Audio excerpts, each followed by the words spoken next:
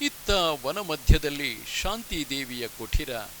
ಜೀವಾನಂದನು ಕುಟೀರವನ್ನು ಬಿಟ್ಟು ಹೊರಗೆ ಹೋದ ನಂತರ ಶಾಂತಿ ದೇವಿಯು ಪುನಃ ಸಾರಂಗವನ್ನು ಹಿಡಿದು ಮೃದು ಮೃದುವಾದ ಧ್ವನಿಯಿಂದ ಸಂಗೀತವನ್ನು ಗಾನ ಮಾಡಿದಳು. ಪ್ರಳಯ ಪಯೋಧಿ ಜಲೇ ಧೃತವಾನಸಿ ವೇದಂ ವಿಹಿತವಹಿತ್ರ ಚರಿತ್ರ ಮುಖೇದಂ ಕೇಶವಾಧೃತ ಮೀನ ಶರೀರ ಜಯ ಜಗದೀಶ ಹರೇ.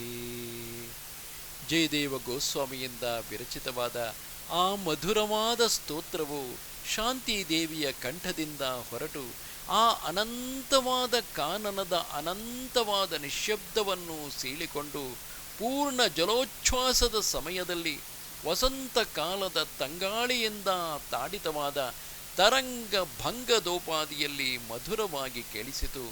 ಆಗವಳು ಪುನಃ ಗಾನವನ್ನು ತೊಡಗಿದಳು. ನಿಂದಿಸಿ ಯಜ್ಞವಿದೇರಹದ ಶ್ರುತಿ ಜಾತಂ ಸದಯ ಹೃದಯ ದರ್ಶಿತ ಪಶುಘಾತಂ ಕೇಶವಾಧೃತ ಬುದ್ಧ ಶರೀರ ಜಯ ಜಗದೀಶ ಹರೇ.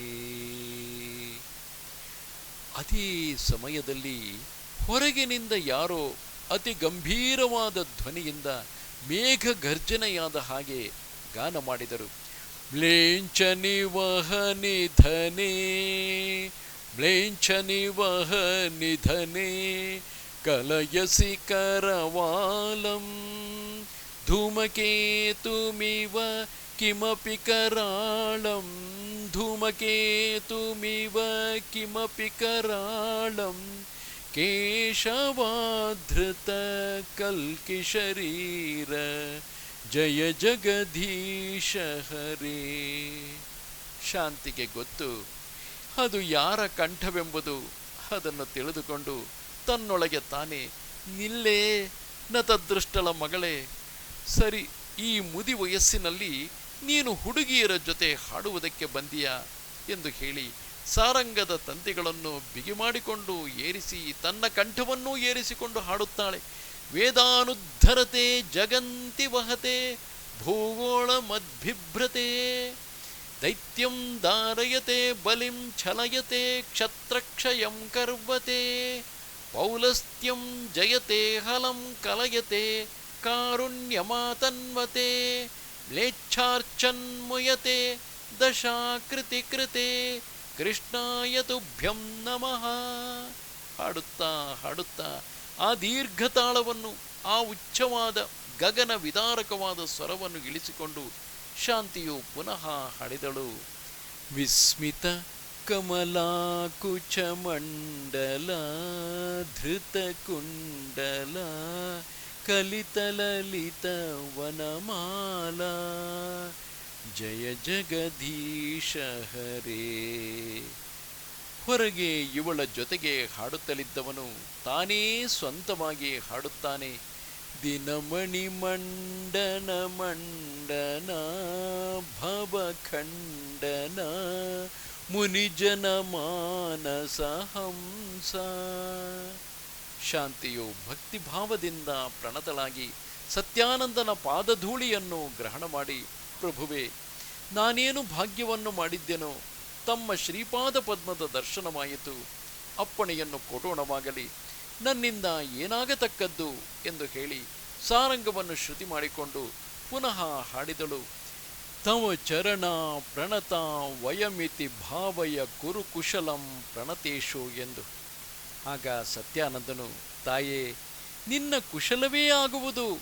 ಆಗ ಶಾಂತಿ ಕೇಳುತ್ತಾಳೆ, ಹೇಗೆ ಪ್ರಭುವೇ, ತಮ್ಮ ಆಜ್ಞೆಯಾಗಿದೆ, ನನ್ನ ವೈಧವ್ಯವೆಂದು. ಸತ್ಯಾನಂದ ಹೇಳುತ್ತಾನೆ, ನಿನ್ನನ್ನು ನಾನರಿಯೆ, ಹಗ್ಗದ ಬಲವನ್ನು ಅರಿಯದೆ ನಾನು ಹೆಚ್ಚು ಎಳೆದು ಬಿಟ್ಟೆ. ನೀನು ನನಗಿಂತಲೂ ಜ್ಞಾನಿ, ಇದರ ಉಪಾಯವನ್ನು ನೀನು ಮಾಡು. ಜೀವಾನಂದನಿಗೆ ನನಗೆ ಇದೆಲ್ಲ ಗೊತ್ತಿದೆ ಎಂದು ಹೇಳಬೇಡ.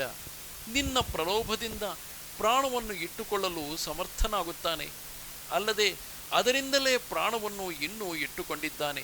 ಅಷ್ಟಾದರೆ ನನ್ನ ಕಾರ್ಯೋದ್ಧಾರವಾಗುವುದು.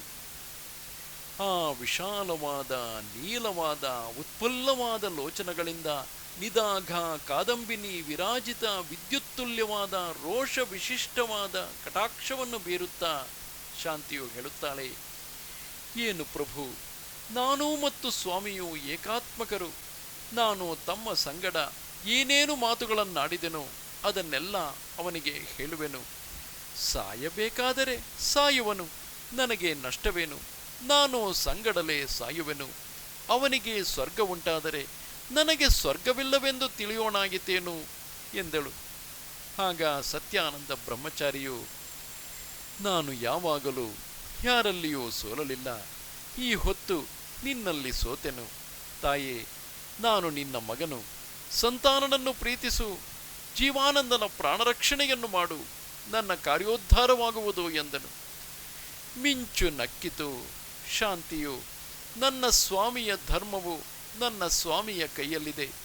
ನಾನು ಅವನನ್ನು ಧರ್ಮದಿಂದ ವಿರತನನ್ನಾಗಿ ಏತಕ್ಕೆ ಮಾಡಬೇಕು? ಇಹಲೋಕದಲ್ಲಿ ಹೆಂಗಸಿಗೆ ಪತಿಯೇ ದೇವತೆ, ಆದರೆ ಪರಲೋಕದಲ್ಲಿ ಎಲ್ಲರಿಗೂ ಧರ್ಮವೇ ದೇವತೆ. ನನಗೆ ನನ್ನ ಪತಿ ದೊಡ್ಡವನು, ಅವನಿಗಿಂತಲೂ ನನ್ನ ಸ್ವಧರ್ಮವು ದೊಡ್ಡದು. ಅದಕ್ಕಿಂತಲೂ ನನ್ನ ಪತಿಯ ಧರ್ಮವು ದೊಡ್ಡದು. ನನಗೆ ಇಷ್ಟ ಬಂದಾಗ ನನ್ನ ಧರ್ಮಕ್ಕೆ ಎಳ್ಳು ನೀರು ಬಿಟ್ಟು ಬಿಡುವೆನು. ನನ್ನ ಸ್ವಾಮಿಯ ಸ್ವಧರ್ಮಕ್ಕೆ ಹೀಗೆ ಎಳ್ಳು ನೀರು ಬಿಡಲಾದೀತೆ? ಮಹಾಪ್ರಭು, ನಿಮ್ಮ ಹೇಳಿಕೆಯಲ್ಲಿ ನನ್ನ ಸ್ವಾಮಿಯು ಸಾಯುವುದಾದರೆ ಸಾಯಲಿ, ನಾನು ಅಭ್ಯಂತರ ಮಾಡತಕ್ಕವಳಲ್ಲ ಎಂದಳು. ಬ್ರಹ್ಮಚಾರಿಯು ದೀರ್ಘ ನಿಶ್ವಾಸವನ್ನು ಬಿಟ್ಟು, ತಾಯೇ, ಈ ಘೋರವಾದ ವ್ರತಕ್ಕೆ ಬಲಿದಾನವುಂಟು. ನಾವೆಲ್ಲರೂ ಬಲಿಯಾಗಬೇಕಾಗಿದೆ. ನಾನು ಸಾಯುವೆನು, ಜೀವಾನಂದ ಭವಾನಂದ ಎಲ್ಲರೂ ಸಾಯುವರು. ತಾಯೇ, ನೀನೂ ಸಾಯುವೆ ಎಂದು ಕಾಣುತ್ತದೆ.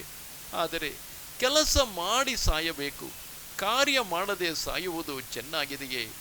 ನಾನು ಸ್ವದೇಶವನ್ನು ಮಾತ್ರ ತಾಯಿ ಎಂದು ಕರೆಯುತ್ತೇನೆ ಹೊರತು ಮತ್ಯಾರನ್ನೂ ಹಾಗೆ ಕರೆಯುವುದಿಲ್ಲ.